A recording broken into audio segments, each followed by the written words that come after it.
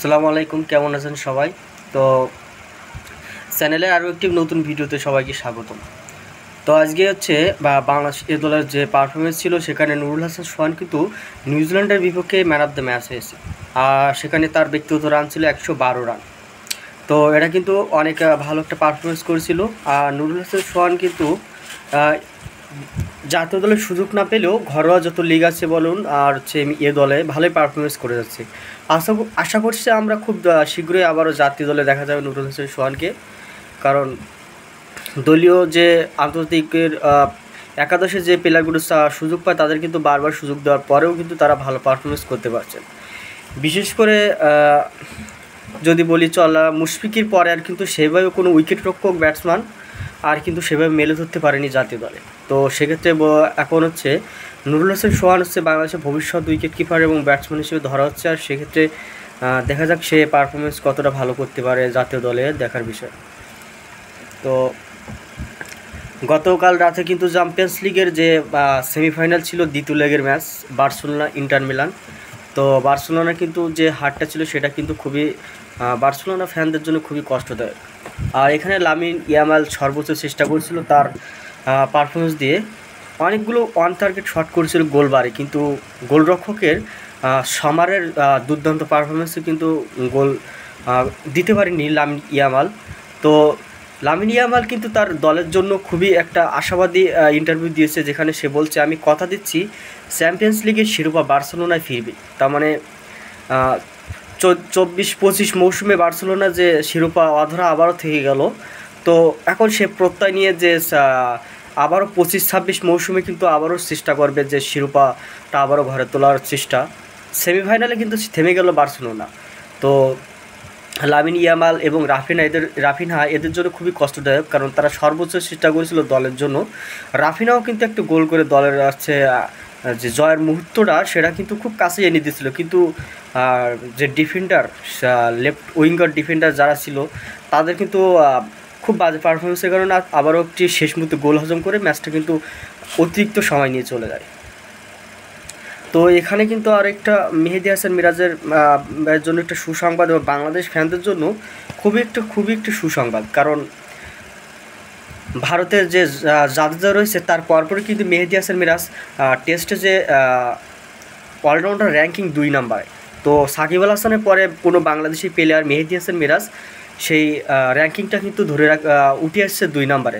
তো সাকিব আল হাসান কিন্তু একসময় রাজত্ব করে গেছে ক্রিকেটে, বর্তমান সময় তার অনেক সমস্যা, তার ভিতরতে তার পারফরমেন্সেরও অনেক ঘাটতি, চোখেরও একটু সমস্যা, সব মিলিয়ে কিন্তু একটু ক্রিকেট থেকে অনেকটাই দূরে আসছে যা বললে চলে। রাজনৈতিক প্রেক্ষাপটেও কিন্তু সাকিব আল হাসানের প্রভাব ফেলেছে তার ক্রিকেটে। তো সেক্ষেত্রে মেহেদী হাসান মিরাজ আমাদের ইয়াং স্টার, সে পরবর্তী আমাদের বাংলাদেশের স্টার হয়ে উঠবে, এই শুভকামনা তার জন্য থাকবে। আর সিংহাসনে পথের নতুন রাজা। আইসিসির সর্বশেষ প্রকাশিত টেস্ট অলরাউন্ডার র্যাঙ্কিংয়ের এক ধাপ এগিয়ে দুয়ে উঠে এসেছেন মেহেদী হাসান মিরাজ। সাকিব আল হাসানের পর দ্বিতীয় কোনো বাংলাদেশি হিসাবে শীর্ষে দুয়ে উঠে এসেছেন তিনি।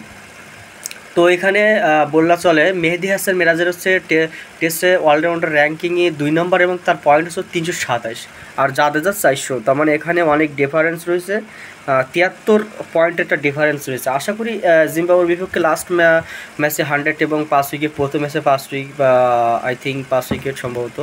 তো উইকেটটা নেওয়ার পরে যে পারফরমেন্স দেখিয়েছে, আবার এরকম যদি কোনো একটি সিরিজে আবার টেস্টে এরকম পারফরমেন্স দেখাতে পারে, আশাবাদী জাদেজার ছুঁয়ে ফেলবে। আর এতে করে বাংলাদেশের ক্রিকেটে যে আরও একটা উজ্জ্বল নক্ষত্র উদয় হচ্ছে সেটাও কিন্তু আমরা দেখে নিতে পারি। তো মেহেদী হাসান মিরাজের জন্য শুভকামনা থাকবে। তো বাংলাদেশ এ দল এবং নিউজিল্যান্ড এ দলের যে আজকে সিরিজের দ্বিতীয় নম্বর ম্যাচ ছিল, আর সেই ম্যাচে কিন্তু বাংলাদেশ এ দল 344 রান করে 5 উইকেটে। আর সেই জবাবে নিউজিল্যান্ড ব্যাট করতে নেমে 257 রান করে 43 ওভারে, 10টা উইকেট হারিয়ে আর অল আউট হয়ে যায়। আর বাংলাদেশ এখানে কিন্তু 87 রানে বিশাল একটা জয় পায়। আর এটা বাংলাদেশের হয়ে সর্বোচ্চ রান করে নুরুল হাসান সোহান 112 এবং মাহমুদুল হাসান অঙ্কন, সে করে আসছে 105। তো দুজন কিন্তু সেঞ্চুরি করে, আর বাদবাকি ব্যাটাররা কিন্তু মোটামুটি ভালো করছিল, যার কারণে সংগ্রহটা একটু হেলদি হয়েছিল। তো ফিনিশিং রোলটাও একটু খারাপ হয়েছিল, যার কারণে রানটা একটু বেশি হওয়ার কথা ছিল। যা হোক,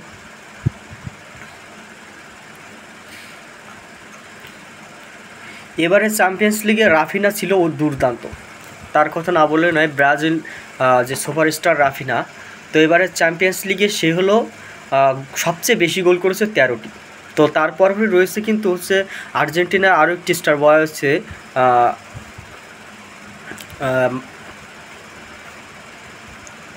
লাউতারো মার্টিনেস। আর লাউতারো মার্টিনেসের সম্ভবত 10টা গোল সম্ভবত, আর এখনও ম্যাচ কিন্তু ফাইনাল ম্যাচ আছে, দেখা যাক কী করে। তো সবথেকে অ্যাসিস্টও কিন্তু রাফিনার রয়েছে 8টি এবার হচ্ছে চ্যাম্পিয়ন্স লিগে। আর সবচেয়ে বেশি গোলও অবদান রেখেছে 21টি, মানে অন্যদের গোল করানোর যে অবদান সেটা 21টি করিয়েছে। আর সবচেয়ে বেশি সুযোগ তৈরি, মানে গোলের জন্য সুযোগ তৈরি, অন টার্গেট শট, ডি বক্সের ভিতর থেকে শট, এগুলো হচ্ছে সে তৈরি করছে 38টি, যেটা হচ্ছে এবারে চ্যাম্পিয়ন্স লিগের একদম সর্বোচ্চ বললে চলে। রাফিনা 13টি গোল, 8টি অ্যাসিস্ট, 21টি হলো সর্বোচ্চ গোলে অবদান, এবং সুযোগ তৈরি করেছে 38টি, যেটা বাংলাদেশের জন্য খুবই একটি ভালো, ব্রাজিলের জন্য খুবই একটা ভবিষ্যতে বা সুপারস্টার প্লেয়ার হবে আমরা এই ধারণা করি। ব্রাজিল ফ্যানদের জন্য খুবই একটা ভালো সময় যাবে রাফিনার পারফরমেন্সে। তো বাংলাদেশের লিস্টে ক্রিকেটের ইতিহাসে সর্বোচ্চ রানের রেকর্ড গড়ছে বাংলাদেশ এ দল 2018 সালে। বাংলাদেশ এবং আয়ারল্যান্ড, সেখানে বাংলাদেশের এ দল করেছিল 386 রান আয়ারল্যান্ডের বিপক্ষে, আর সেটা ছিল 2018 সালে। এবং সেটিও কিন্তু এই নিউজিল্যান্ডের বিপক্ষে শেষ করতে পারতো, কিন্তু শেষের দিকে ব্যাটসম্যানদের হতাশাজনক পারফরমেন্স তার কারণে হতে পারেনি, যার কারণে 344 রান করে থেমে যায়। 2025 সালে আবারও 344 রান করছে, যা লিস্ট এ ক্রিকেটে বাংলাদেশের জন্য দ্বিতীয় সর্বোচ্চ রান।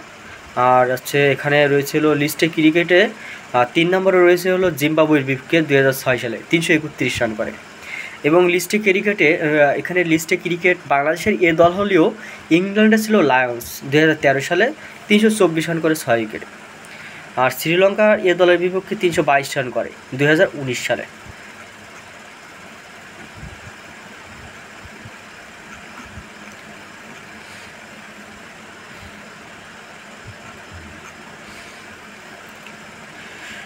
আজকেও একটা কিন্তু বিগ ম্যাচ রয়েছে, হচ্ছে সেমিফাইনাল পিএসজি এবং আর্সেনাল, লেগ 2 ম্যাচ। এখানে কিন্তু পিএসজি 1 গোলে এগিয়ে রয়েছে। আর হচ্ছে ম্যাচটা হবে হচ্ছে আই থিঙ্ক আর্সেনালের মাঠেই হবে।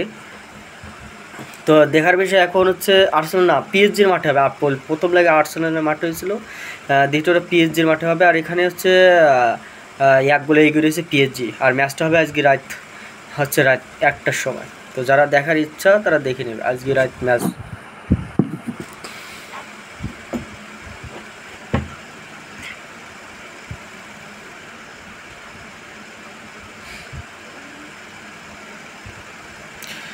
তো চ্যাম্পিয়ন্স লিগের সর্বোচ্চ গোলে কিন্তু লাউতারো মার্টিনেজের কিন্তু 13টি হয়ে গেছে 14-25 মৌসুমে। তো এবার কিন্তু মৌসুমটা ভালোই কাটাচ্ছে চ্যাম্পিয়ন্স লিগের লাউতারো মার্টিনেজ।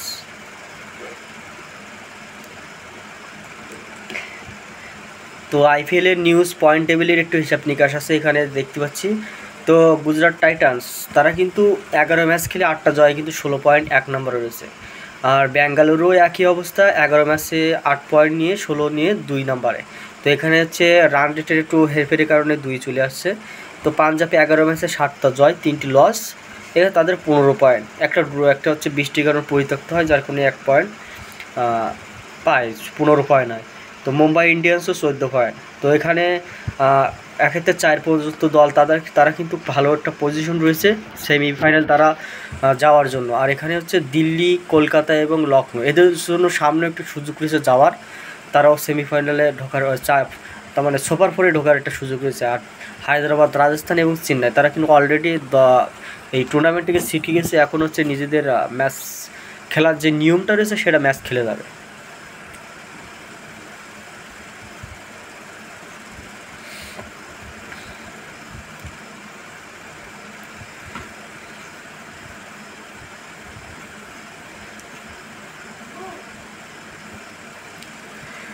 এবারে আইপিএলে কিন্তু গুজরাট টাইটান থেকে একটা রেকর্ড হয়েছে, যেটা হচ্ছে 3জন ব্যাটসম্যান 500 রান প্লাস রান করে ফেলছে এইবার এই আসরে।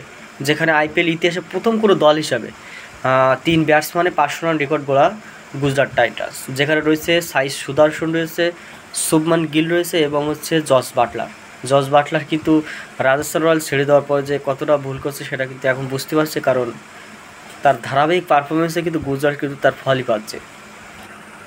তো আজকে এই পর্যন্ত ছিল, সবাই ভালো থাকবে।